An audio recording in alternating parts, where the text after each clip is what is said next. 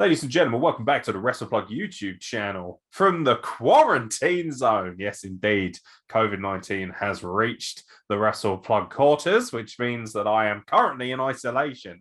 And when I'm in isolation, there's nothing I like to do more than power wank, but I can't really do that right now because YouTube will censor us. So what I'm going to do is one slightly less better than that. We're going to talk about the Royal Rumble. This is your alternative pre-show. This is the pre-show that is better because it doesn't have Sam Roberts on it, who is a pubic-headed fuck. He is useless at his job. I hate him. I always will hate him. He's garbage. He is non-existent to me. So this is the alternative pre-show where we don't fucking mince our words. I'm Aeron, the most unprofessional wrestler walking God's green earth. And joining me, of course, is the Maple Leaf Magician, the Duke of Diabetes. He's got 3 times as much insulin as Kenny Omega. He's got 3 times as much Twitter game. And ultimately, he's got 3 times as long a manhood, according to certain sources that I have had to, shall we say, probe for information. He is, of course, the ultimate man that is Carl Wilkinson, and also the only person to turn up for work this evening. So fuck everybody else.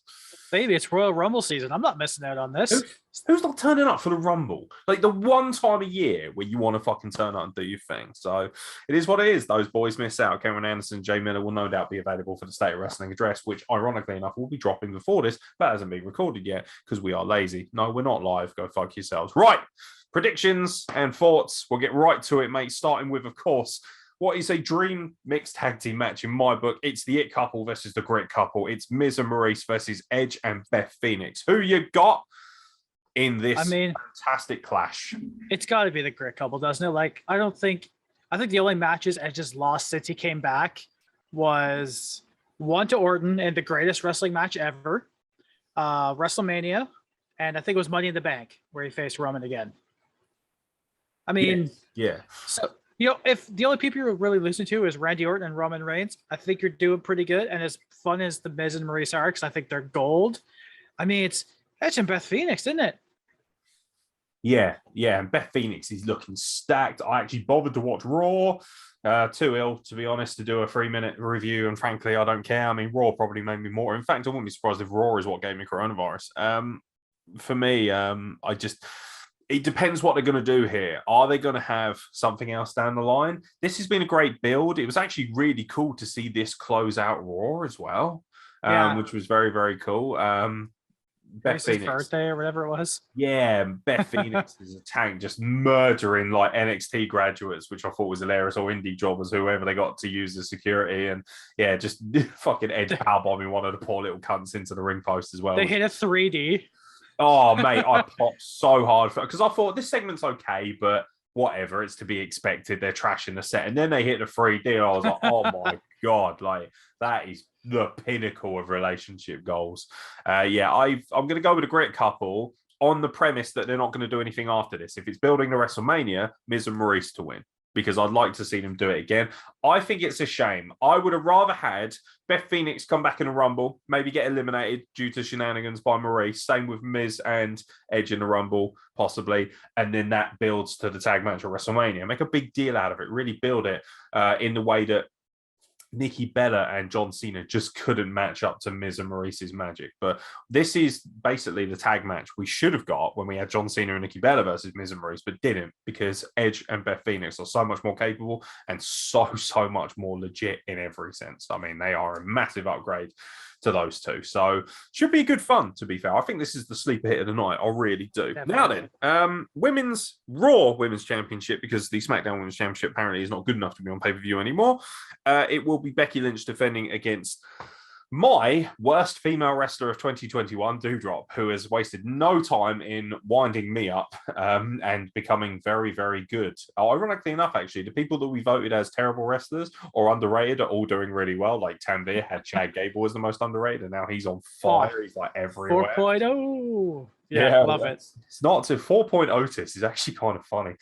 Shouldn't be, but it is. By the way, spelling bee, terrible. But Randy Orton fucking corpsing over Riddle, making weed jokes. Very, very good content. I enjoy that. It's Becky Lynch, isn't it? It's like it just is. It's gonna be Becky. Yeah, this is the most easiest one to pick. It's Becky Lynch. I think we're building to a big collision for Becky Lynch, which is why I have a particular pick for the Women's Rumble. Ooh, saucy. I think that we are building towards something very cool, hopefully. And judging from all the rumor mill and betting sites and things like that, it looks like it could be potentially a very. Oh, I think I know. I think I know who you're thinking. Believe it or not, she actually was my pick before I'd seen a lot of this nonsense, just because I felt they needed to change things up a little bit. I've got 2 women in mind, and I think it will be the last 2. But yeah, Becky Lynch to win. Doudrop is a placeholder, a transitional opponent, and good for her. She gets an opportunity to show what she can do. Hopefully, Becky Lynch can continue to be the shittest heel in the company. And yeah, people will cheer for her just because she's Becky Lynch and because they don't really have any excuse to cheer for anyone else other than Liv Morgan, who was pretty hot in that rivalry. And now she's just another very beautiful soul doing very little, which is a shame. So yeah, women's title, pretty easy to predict. Now then, let's get into the meat of the matters. We have a WWE Universal Championship match. And it is very interesting to note that the Usos will be barred from ringside as Seth Rollins challenges Roman Reigns for said Universal Championship. Are we finally going to get an upset here? Are they going to pull the trigger in the most weirdest of fashions against Seth Rollins? Nah, I love Seth Rollins right now. I shouldn't because it's so fucking dumb. Yeah. But I love it. Like when he comes out behind the curtain and just like fucking doing his little grooving and shit. I'm like, I want to punch you in the mouth. Yeah, but that's great because you're doing exactly what you should be doing. So I think the match obviously is going to be fucking incredible because Roman hasn't had a bad match in 2 years. No, he really hasn't. And that really upsets Kenny Omega fans, which amuses me even more. I mean, and Seth freaking Rollins, right? He's never been a poor performer in the ring. Just character-wise, once in a while, it's like, come on, bro. Yeah, he can be stale, can't he? And his promos can be a bit like and all that kind of stuff. Yeah. But I feel like this is probably the best I've seen of him promo-wise for quite some time, actually, probably since the sort of Shield regional, just coming out of that when he was part of the Authority. He was pretty decent when he was goading Brock Lesnar. That was quite funny. But yeah, no, I've enjoyed Seth Rollins to this point, and this is going to be an excellent match. And these are 2 guys who know each other really well as well. They've spent so much time touring together. They are brothers in arms. So I expect the quality of the match to have just a little bit of extra pizzazz because both of them, and also they're good at the entertainment style of wrestling. Like if you want to see, a technical classic, you don't watch stuff like this. You watch Daniel Bryan. You watch Hangman Page versus Daniel Bryan. Basically, you watch Daniel Bryan. Simple as that. Because he's amazing. Bryan Danielson, excuse me. Because all the fucking marks will lose their minds. Who's Daniel Bryan, dude? I know who that is. No idea. He's dead to me. You are dead to me, Brian. Fuck you. He's still phenomenal in every sense. And he is one of the main reasons I would watch AEW is just for him. But I don't want to watch a load of fucking scrubs and watch them systematically ruin Adam Cole. So probably won't be tuning into that anytime soon. Roman Reigns to retain. Makes no sense for Roman Reigns. It's a big deal. Roman Reigns being the longest reigning champion, universal champion of all time. So why have him drop it at WrestleMania? That would be that thingy. He's going to drop it at WrestleMania if he drops it at all. Yeah. And I think he drops it at WrestleMania to an interesting individual. Now then, one more. Good 20-25 minute banger, though. Yeah. This is going to make up the meat of the card because I don't see this other match going longer than about 10 minutes because that's just not his style. Brock Lesnar defending the WWE title against, Bobby Lashley. Meaty Hoss. Finally getting Black Lesnar versus Brock Lesnar. Suit you, sir. This is going to be fucking awesome. I hope they fucking kill each other. I want actual death on my screen. I demand a sacrifice to the wrestling gods. I think Lesnar and Lashley could potentially be... This should be at WrestleMania, in my opinion. This is the only critique I have of this is we're getting it too early. This feels like a massive deal. And by the way, the 2 best hype men in all of wrestling at ringside. How can you have MVP and Paul Heyman in the same vicinity? Have you noticed how they haven't been tripping over each other? One speaks, then the other speaks, because it would just be uncontrollable. The earth would fucking implode if these 2 went after each other. This could be very special. I hope it's going to be as special as we've all wanted it to be. But who comes out of this match as the reigning WWE champion? I think Brock's going to retain here, but that being said, I think it's going to be a fucking show from Lashley. Like he's going to, power out of an F5 or something, or he's going to suplex Brock across the ring. And I'm just looking forward to seeing Paul Heyman's reactions to any time Lashley does something inhuman, because he's being booked as the sort of face here. When they came out at the start of Rumble, he was like high-fiving the crowd and shit. Like they're kind of turned. Oh yeah, man. Lumberjack Brock is the best thing that's ever happened in wrestling as well. No idea why there was like this gay tension going on between him and Corey Graves. I feel like they are building to Corey Graves returning to wrestling. I've noticed he's doing a lot more in-ring sort of stuff. So yeah, he has apparently been cleared to wrestle, which is wonderful news. Would be great to see him in the Rumble, actually. If he's not on commentary for the Rumble, that's my little surprise pick. He'll be coming out in the Rumble. Oh, come on, dude. It could be like, was it 2011 when every commentator just fucking unsuited and Cole Booker was the best one. JBL's just like, where do you think you're going? He's like, oh yeah, shucky ducky. He's like just stripping on. That's good fun. Then Michael Cole gets in and everyone laughs at him because he's a fucking douche and he gets violated by karma. Good times in every sense, in the human and the mental aspect of what that means. Fuck Michael Cole. He is AIDS. I actually think I'm caught in two minds. I've been caught up in the rumor mill, and I wonder whether Lashley wins because Reigns interferes. Because there's only one of two ways. So I'm going to go with the ridiculously over the top one because it doesn't really matter. Nothing's really on the line. We've turned up for work. The other boys haven't, so there's no forfeits. We're just going to have fun with it, but we'll remember what we pick. I think I'm going to go with Lesnar retains. But my other sneaking suspicion was Reigns gets involved in this match and costs Lesnar because he's still got a fucking Jimmy on about everything that went on with Paul Heyman and stuff. And then that facilitates Lesnar going into the Rumble and winning it because you need someone pretty big to win. And I'm assuming whoever wins will go after Roman Reigns at WrestleMania. Because why would you? That's like the big money match. You know, it'd be like when John Cena was WWE champion. You had to go against Cena if you won the Rumble. Although, you know, I mean, I think Edge won it in 2010 and went after Del Rio. Was it? No, it was Jericho, wasn't it? Jericho, yeah. Sorry, yeah. It was the following year, wasn't it? He beat Del Rio for the what? And then he retained against Del Rio, then retired. Yeah, that's seared right here. I will never forget that. Blazoned in the mind. I like the look of this match. I just want the match to deliver. Don't care about the shenanigans and stuff. Just make sure the match delivers and I'll be happy. I think Brock seems motivated recently, though. So he's very motivated Brock, he can work better than most people on the roster.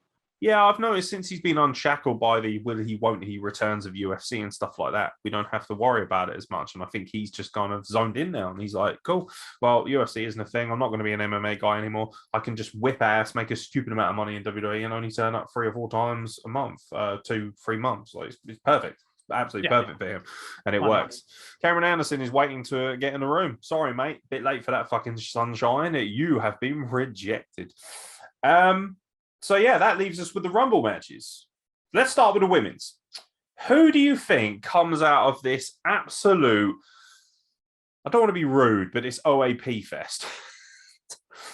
I think I'm going to go a little bit crazy just because I miss her a whole lot. I would love to see Bayley win. I'd love to see Bayley come back and win it.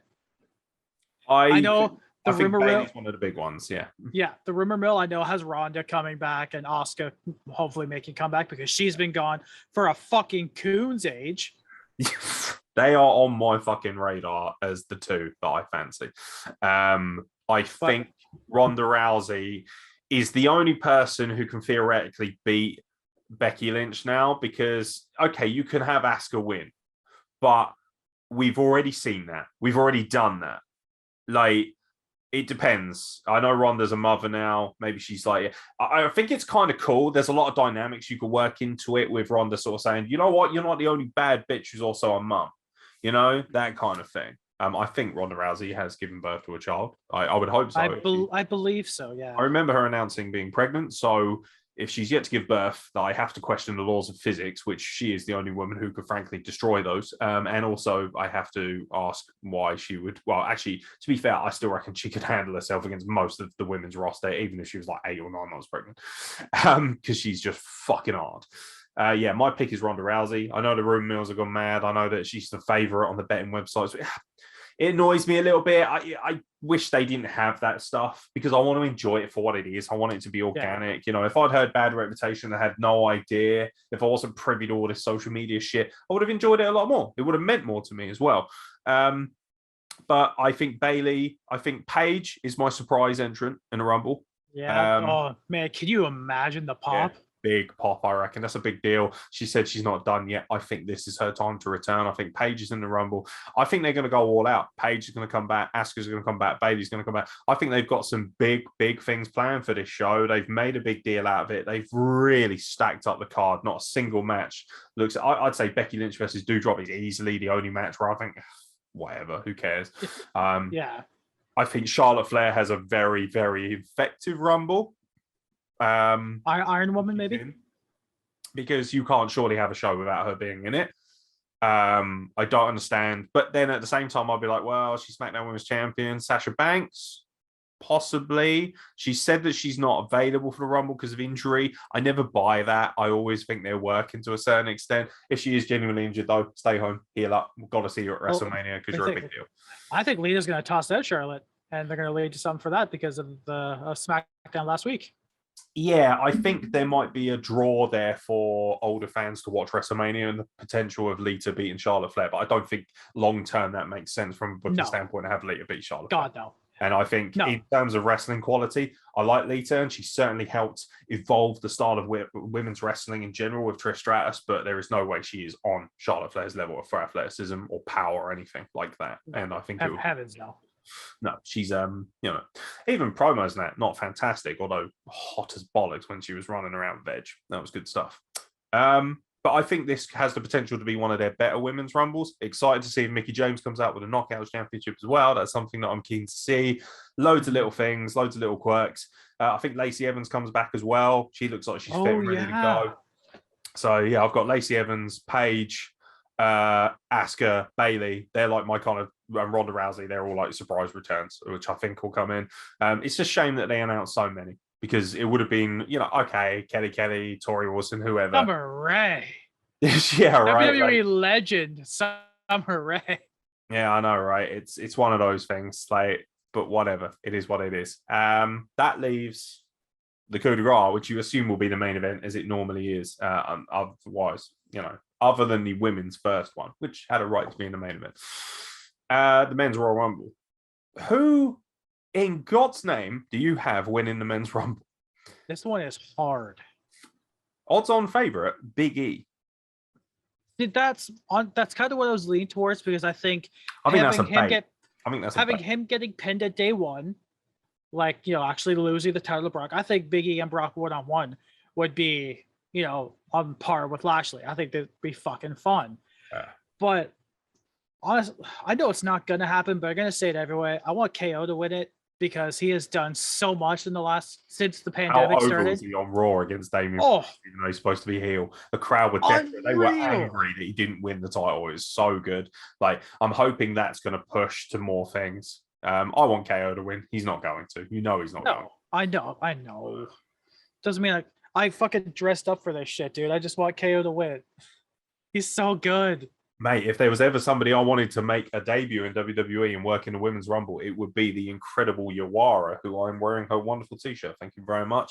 The resident of Barcelona. She works in Spanish wrestling. She's amazing. Her partner, TJ Charles, is fucking awesome as well. Irish stallion that he is, who also lives in Spain. They live together and they both wrestle for a number of companies, and they both sent me t-shirts and 8x10s because they're magical human beings. So I wanted to give them a bit of love.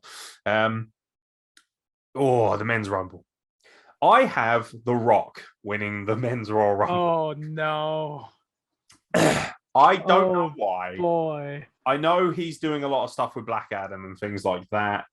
I think, they've done a lot. I think they might have finished the original filming for it. I know there's reef shoots and stuff like that. This is a mental pick. Don't take me too seriously because it's going to be people later. You must be fucking stupid. If I was going to be really ridiculous, I'll pick JBL or some shit, wouldn't I? Or Isaac Yankem. For me, so if Lesnar's not going to face Reigns at WrestleMania, which I don't know why they've given it away so much. They had each other at Saudi Arabia. They've been bumping into each other on SmackDown.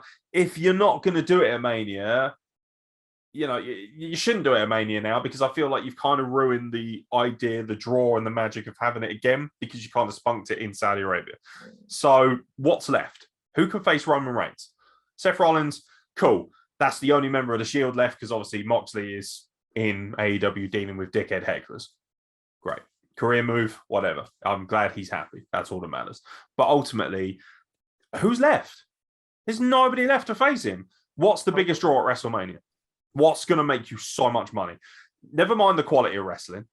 It's all about how much money you can make. That's all WWE has ever cared about. We know that. And people out there saying that's not the best wrestling match. That's why you normally have 2 world titles. That's why you had a... Remember what happened when The Rock came back and faced John Cena? What was the other title match? What was the big match on the card that was, should have main evented but didn't? It was Chris Jericho. Yeah, I was there, Punk and Jericho. That was the Smarks match, And this was the marquee match. And it made a lot of money because it had The Rock on it.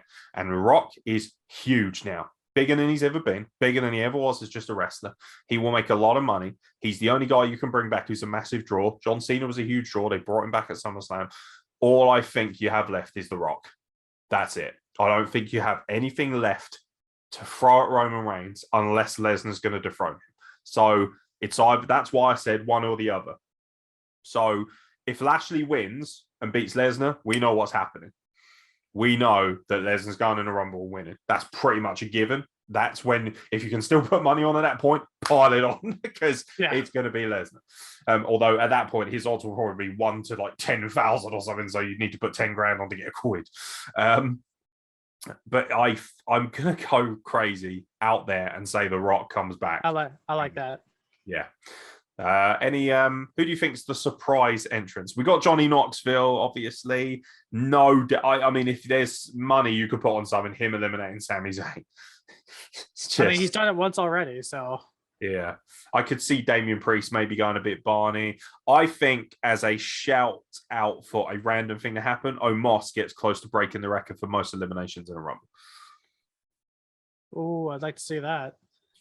I don't like Omos. I think he's quite green. I think he was quite fun with AJ Styles. They disconnected that way too early. That should have taken a long, long time. I just think his size is cool and everything, but it's always going to be minimal. Like, I just don't think it's a great selling point like it was back in the day with Andre the Giant. And as we know, at the back end of his career, he sucked and he couldn't work for shit. I'm sorry, but he just couldn't. And I'm sure if you cornered him, which would be very difficult to do at that size, and said, are you, as good as you were, say, in the 70s and 80s when you were really prominent? He would have gone, absolutely not. I'm not even close to that.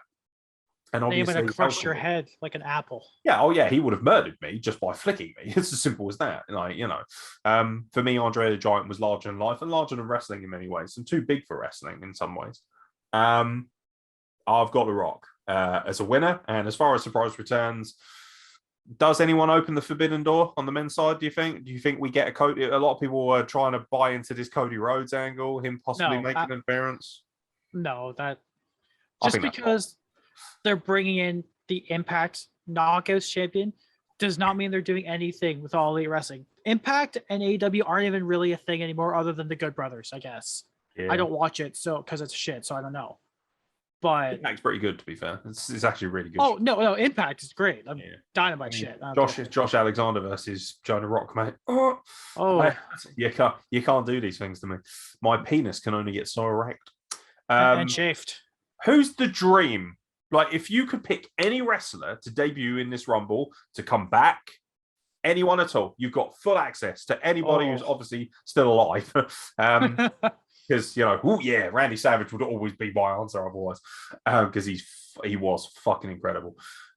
Who do you want to see? Like, if you had a dream, I remember about 3 or 4 years ago, I had my outlandish crazy pick was Kenny Omega, because I was quite hot on him at the time because he was much better in Japan. Who's your pick? I mean, Tomohiro Ishii would be incredible at the Royal Rumble. Someone would die. Yeah, there's a list of it. Josh Alexander, Minoru Suzuki, Tomohiro Ishii. Will Ospreay would be fun, just to see him like going fucking apeshit and flying around. It would obviously trigger Tanvi or something rotten. But face off with Seth Rollins. Let's go. That's what we're exactly. Yeah, if he went straight for Seth Rollins, that would be fucking sick. That would be so cool. I think this is going to be a good event. I do. I think this is going to be an excellent event. Do you remember the 2020 Royal Rumble? You know, we kind of all sort of... I will never forget the 2020 Royal Rumble. That, for me, is the perfect Rumble. I think only 2001 stands up next to it as the best quality Rumble. I think the whole card was excellent, but that actual men's Rumble especially was booked from start to finish as a masterpiece. And when Drew McIntyre, Claymore kicked Brock Lesnar, I just... You could feel the building shake, even if you weren't there like we were. Like, it was a proper freak out moment. And then, of course, Edge comes back. And that's like, nah, you've done it now. You've killed it. You've killed all the other Rumbles. 2001 is the only one that gets close because of the sheer star power it had in it. And, of course, the quality of it, also with the hardcore stuff and that. Drew Carey, baby. Yeah, baby. Not to mention Al Snow crotching Raven in the corner with a bowling ball. It's the forgotten things that we love the most. I really am excited about this show. Even with all the fucking spoilers and things around, and I'm sure I'll still pop when Ronda Rousey comes out because I'm in love with her. Like, everyone knows I love strong, empowering women, and I think she's incredible. Her husband is a doppelganger for me, which still gives me hope that I can pull a Ronda Rousey. She's just... I love her, and I think she completely goes above and beyond anything else that you would expect from a women's champion. She feels like such a bigger deal than Becky Lynch in every sense. And people will want to see her lose because she's Ronda Rousey, because she's a bigger deal.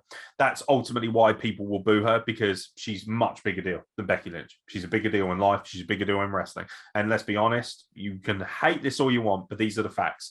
You are not getting a women's main event at WrestleMania if Ronda Rousey's not in that triple threat match. It's as simple as that.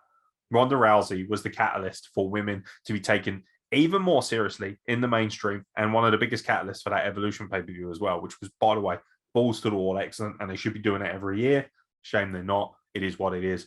But at least the women have great prominent positions on the card. In many ways, the true level of equality should be the fact that the women get to wrestle equally on every show, more so than having their own show. So long term probably works well. Anything else, mate, to add? Anything that really jumps out to you? Are you buzzing for this year's Rumble? It is, of course, our favorite pay-per-view. I'm excited. Like you just said, the Royal Rumble is my favorite event every year since I was old enough to decide what a favorite premium live event. So let's call it. Fucking Christ. It doesn't matter what they're called. You have the network. Fuck off. Even when they're doing amazing things and they're hyping you up so well, they still got to ruin it somehow by putting something stupid in. Premium live event. Fuck off. It's just a pay-per-view. Pay-per-view is fine. Leave it in there. That's the Royal Rumble. We're on the road to WrestleMania, man. And there have been some shit WrestleManias in the past. You know, we like to look at 32 and go, wow, that was a show we saw. We'd like to look at look at 34. Nick Payne ruined it for everyone else, prick. Even 34 was like, oh, on paper it looks great, and then it was like, oh, yeah. 33 was fantastic. Yeah, but I'm hyped, man. I love Royal Rumble season. Yeah, like I always say this. I always tune out. Around Survivor Series. That's when I get sick of wrestling. When I used to work at Royal Mail many moons ago now. Like the partner I had in my van, my mate Steve, I'm sure he won't mind me name dropping him. He used to love wrestling too, and we used to watch it all the time. And I would just get because every day, we didn't really have much to talk about because he was just not like me, bless him. And basically, he wasn't an obnoxious prick. And the only thing we had to talk about was wrestling. But during November and December, I just didn't want to talk about it because it was shit. It was always TLC and Survivor Series. It was crap. And even the Survivor Series pay-per-view sucks now. I think Survivor Series is really bad. I think it's easily the weakest. I think Money in the Bank has taken it over as one of the major. Absolutely. And I think they recognize that because they're sticking Money in the Bank in a bigger arena, aren't they? I think they are planning on moving it. Suspicious. I've heard they might move it, but the intent was to have it in that big Vegas stadium, the big old beautiful American football stadium that's just open there, which hosts the Las Vegas Raiders.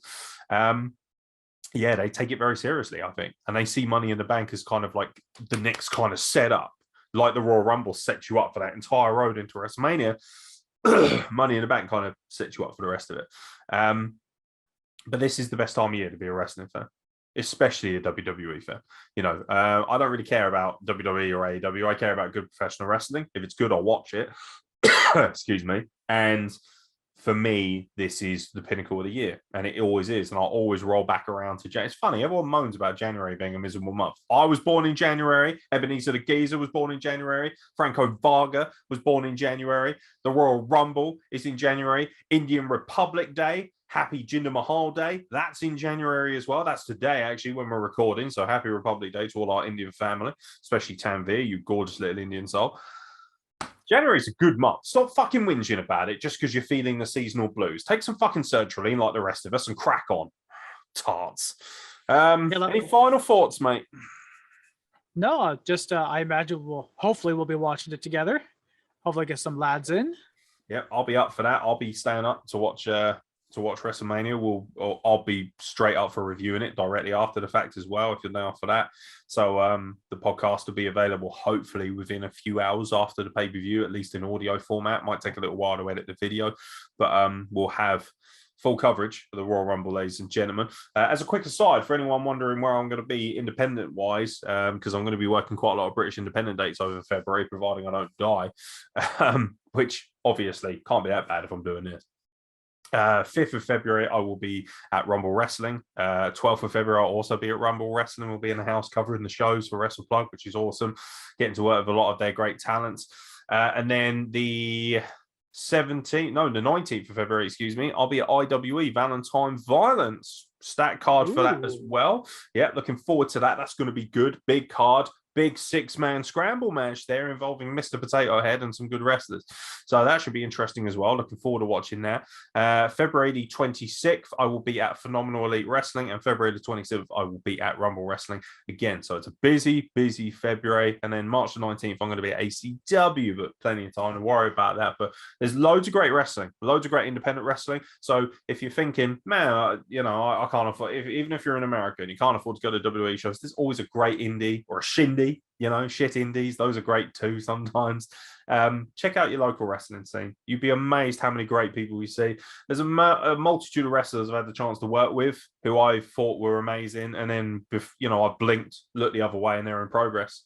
They're on the fucking WWE network. Some guys, unfortunately, their careers didn't pan out for whatever reason. But yeah, there's always the opportunity to see a future star. So give it a chance. I always use A.J. Styles as a fine example because it was, I believe yesterday was the 6-year anniversary of him arriving at the 6 years he's been in WWE. That's madness. But a week before that, he was in York Hall in front of about 1,100 people. And me and Ray went in there early and he was sat behind the table by himself selling Bullet Club merch. Hey, AJ, what's going on, buddy? Hey, man. He was cool as fuck. Bought a Bullet Club t-shirt off him because back then it was cool to be a Bullet Club fan. And sorry, it just is what it is. Tama Tonga aside, of course, because he's fucking a god. By the way, Tama Tonga in the Rumble. Ooh. We'll have some of that. Gun, baby. Especially if he squares up to one of the Usos or something. I'm like, oh my God, I'm going to lose my mind. But yeah, no, that's a good example of that. Got to meet AJ Styles, had a chin wag with him. Really lovely guy. Week later, he debuts at the Royal Rumble. Crazy. See, Josh Alexander is the one for me, seeing him at Destiny shows 3 or 4 times, and then seeing Scott DeBoer give him his Impact contract, watching him be fucking him and Ethan Page are doing incredible things. And now he's mixing it up with Jonah. Fuck me. Yeah, being privy to those moments as a wrestling fan is cool, ladies and gentlemen. That's really cool to be able to say you're a part of something local, something natural. It's like being a fan of a grassroots football team over here, or soccer, as you guys will call it. Well, not Canada. It's a fucking soccer. Soccer, man, soccer. Supporting something at the ground level and watching it rise up, be like building a house. If you build a house from the foundation all the way up, the satisfaction, the pleasure, the enjoyment, the ride, the emotional roller coaster of achieving all of that, that's so much more special than getting in there when everything's at its pinnacle. And I wish more people would understand that. It's very cool to support things from the ground up. But yeah, it's going to be a banger. We're going to be covering Royal Rumble like no one's business. When you're watching this, it'll be a few hours removed from the show. So enjoy the Royal Rumble tonight, ladies and gentlemen. Please join us on the ride of covering it. Myself and Carl Wilkins will be back. We might have Cameron Anderson and Jay Miller in time if they're not lazy sacks of shit like they were tonight. Fuck you, Cameron Anderson, for not getting on the podcast earlier. But ultimately, from myself and from Carl Wilkinson, thank you very much for watching the Royal Rumble pre-show. We hope that it has at least been better than looking at Sam Roberts' suspiciously pubic Merkin hair. Fucking Q-tip-headed prick. Yeah, right. Also, Rosenberg, mate. There's only one Berg I'm interested in, and it's the legendary Goldberg. By the way, Goldberg Rumble wouldn't surprise me either. Ladies and gentlemen, thank you very much for watching. We'll catch you very soon for much more content from the Wrestle Plug.